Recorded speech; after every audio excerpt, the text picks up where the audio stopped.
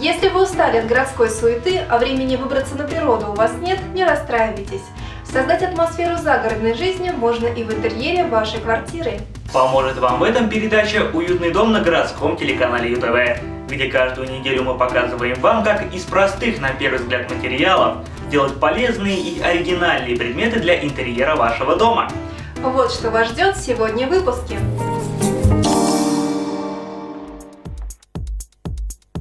Сегодня в выпуске вы узнаете, как из простых материалов создать декоративный костер, который наполнит ваш дом атмосферой тепла и уюта, а также добавить частичку природы.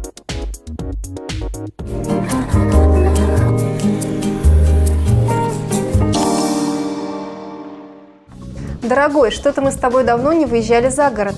Так хочется посидеть у костра, насладиться его теплом, полюбоваться живым огнем. Ну, дорогая, о какой загородной поездке может идти речь? На улице все замело. Давай лучше мы с тобой дома из природных материалов сделаем декоративный костер. Ну что ж, давай попробуем. Для того, чтобы сделать декоративный костер, вам потребуется деревянное блюдо, длинные деревянные палочки либо ветки, камни, кора дерева, гирлянда с красными огоньками, а также пистолет для горячего клея и стержни к нему.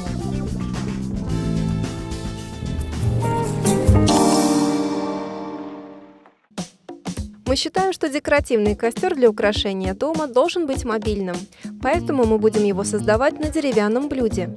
Для начала нам необходимо сделать каркас нашего будущего декоративного костра из палочек. Берем две длинные палочки и ставим их так, как если бы мы собирали настоящий костер на природе. При помощи горячего клея соединяем их. Подождем немного, чтобы клей застыл.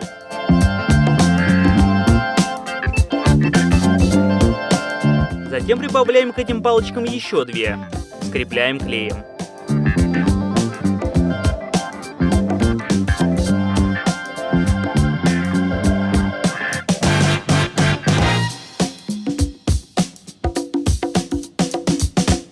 Вариантов укладки костра множество, но мы выберем тот, который нам привычен с детства. Это костер-шалаш. Чтобы быть уверенными, что наш декоративный костер-шалаш не развалится в неподходящий момент, мы помимо клея воспользуемся куском веревки. Обмотаем ее вокруг конструкции и крепко завяжем. Так мы получим более прочный каркас для нашего костра. Не переживайте, веревка нисколько не испортит его вид.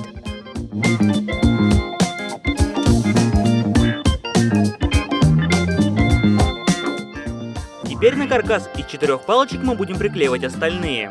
Старайтесь сохранить баланс. Не приклеивайте все к одной стороне, иначе ваш костер развалится.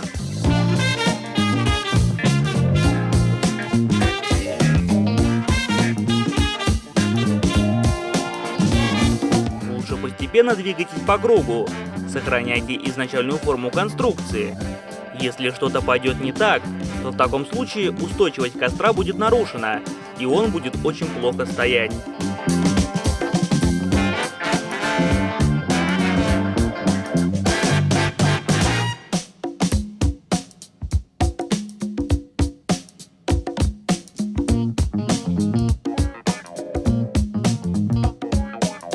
После установки всех веток у вас будет еще время, чтобы их подправить, пока горячий клей окончательно не затвердеет. Не бойтесь что-то приклеить не так.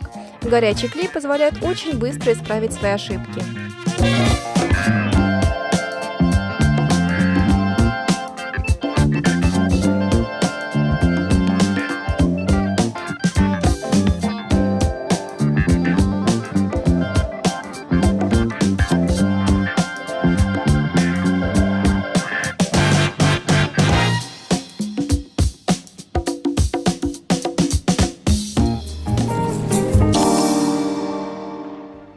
Итак, из палочек мы сделали декоративный костер. Теперь этой конструкции необходимо время высохнуть. А далее вас ждет рубрика «Лайфхаки» – полезные советы, которые сделают ваш быт проще.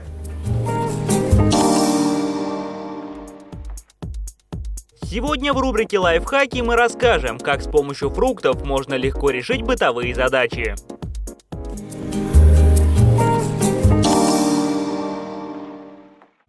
В Выдавливать сок из лимона очень неудобно, да и зачастую в приготовлении блюд сока требуется не так много, а чтобы его выдавить, нужно потратить достаточно большое количество времени и сил.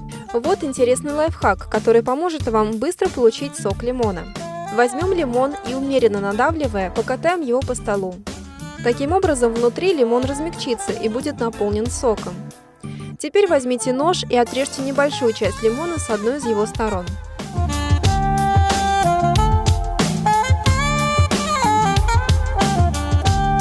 Возьмите дозатор и вставьте его в центр лимона.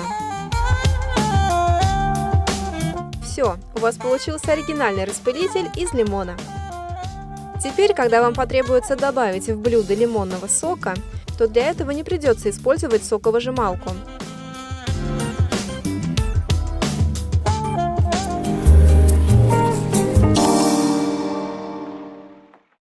Свойства лимона поистине уникальны.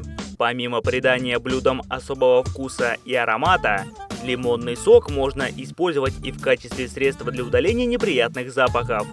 Допустим, вы готовили рыбу, и для того, чтобы ее переворачивать, использовали деревянную лопатку. Теперь она пахнет, а избавиться от запаха довольно тяжело. Устранить эту проблему поможет лимон. Отрежьте небольшую его часть и просто протрите им ту поверхность, с которой необходимо удалить неприятные запахи. Всего несколько минут, и ваша деревянная лопатка приятно пахнет лимоном, а не рыбой.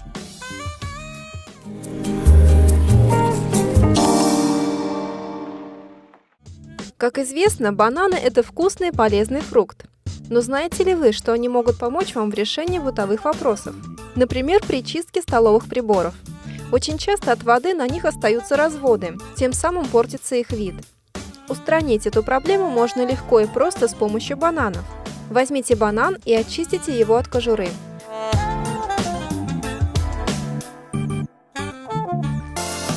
Сам фрукт можно съесть, но не выкидывайте кожуру. Она нам понадобится для лайфхака.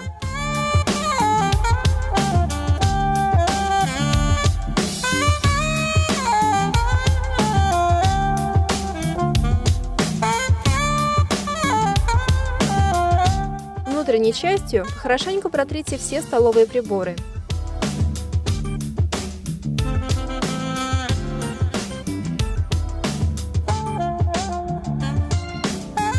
Теперь возьмите салфетку либо полотенце и уберите остатки кожуры.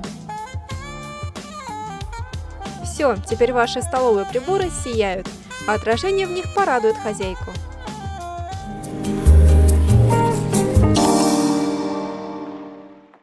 Бананы помогут вам и в решении следующей бытовой задачи. Для придания блеска обуви мы обычно используем специальные средства.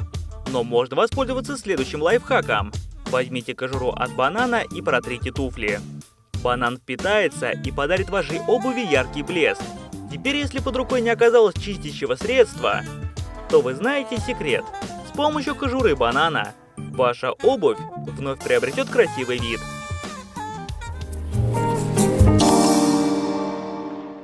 Итак, наша конструкция высохла.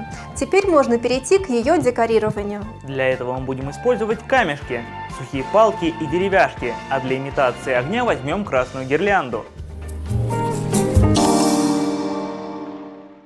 Аккуратно поднимаем шалаш из палок, убираем его в сторону и принимаемся за декорирование костра. Нам необходимо создать эффект огня. В этом нам поможет гирлянда с красными огоньками. Но прежде чем ее положить, воспользуемся высохшей корой, мелкими ветками и другими органическими элементами, чтобы придать натуральности нашему костру. Добавим несколько элементов на блюдо, затем кладем гирлянду в середину, а сверху также добавляем высохшей коры и мелких веток. Теперь возвращаем на место нашу конструкцию из длинных палок. Осторожно накрываем ей гирлянду. Далее, чтобы придать костру более аутентичный вид, мы возьмем различные декоративные камни. Распределите их по периметру блюда. Не используйте слишком много, так как все элементы должны быть сбалансированы. Маленькие и гладкие камни прекрасно подойдут для декорирования костра. Расположите их по периметру блюда. Таким образом вы создадите эффект окантовки живого костра, прямо как на природе. Ну все, наш декоративный костер готов. Проверим его работоспособность. Подключаем гирлянду к источнику питания и добудем огонь.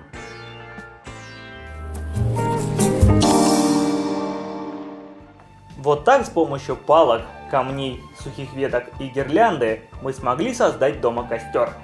Такой декоративный предмет добавит в ваш интерьер тепла, уюта и частичку природы. Далее в программе мы расскажем вам о применении искусственных каминов для украшения вашего дома.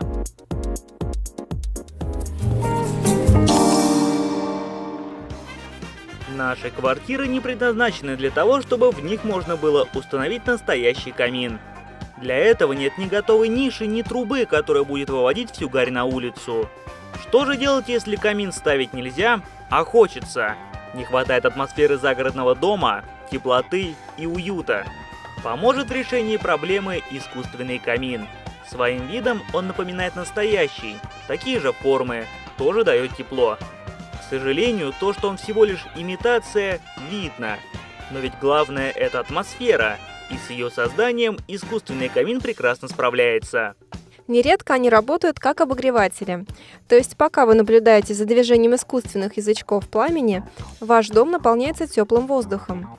Что же до самого пламени внутри устройства, то оно зачастую является слабым звеном искусственных каминов. Пламя не выглядит реалистично. Но в случае, когда есть большое желание поставить у себя камин, но невозможно по ряду причин, другого варианта нет. Ну а к тому же у искусственных каминов есть очень большой плюс – их компактность и удобство. Такое устройство можно установить куда угодно. Для него не потребуется создавать глубокую нишу, либо же проектировать каминное место. Дизайнеры вставляют такие камины в простые предметы интерьера и получают интересные решения. Если вам все же не нравится искусственный камин или не устраивает их цена, то можно так же, как и мы, сделать костер из подручных материалов. Гирлянда и охапка веток уже превращаются в оригинальный предмет интерьера.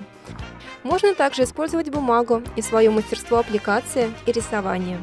Языки пламени вырезаются из плотного картона, а затем красятся в цвет огня. Остается только собрать из палок место для костра и вставить в него получившиеся языки пламени. В костре помимо огня важны угли. Их можно сделать из строительной пены, распылить ее на гирлянду, затем сверху положите ветки, палки, все то, что создаст имитацию костра. После высыхания конструкцию надо будет покрасить в красный, оранжевый и черный цвета для создания эффекта тления. Теперь можно включить костер в розетку и наслаждаться тлеющими углями. Только звука не хватает. А как сделать двигающийся искусственный огонь, вы, наверное, уже догадались. Для этого возьмите обычный прозрачный пакет и покрасьте его. Разрежьте так, чтобы у вас получились языки пламени. Теперь осталось только прикрепить их к вентилятору, который не сильно, но умеренно будет дуть. При включении такой конструкции языки пламени будут двигаться как настоящие. Вот только минус у такого устройства есть. Оно довольно шумное. Но если вас это не смущает, то вперед! Вот сколько оригинальных решений существует, чтобы создать в квартире атмосферу загородного дома и имитацию живого огня.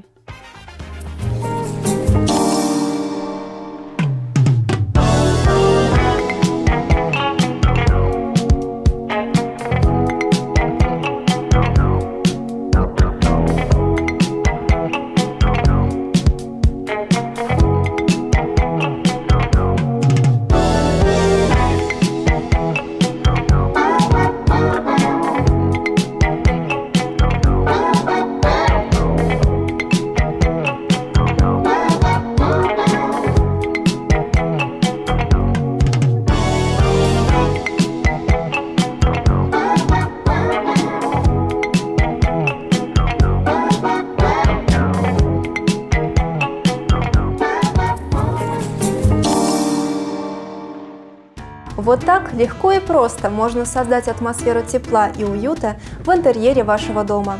Не бойтесь что-то сделать своими руками. Немного фантазии и сноровки, и у вас все получится. Вы смотрели передачу «Уютный дом» на городском телеканале ЮТВ. До встречи через неделю. Пока!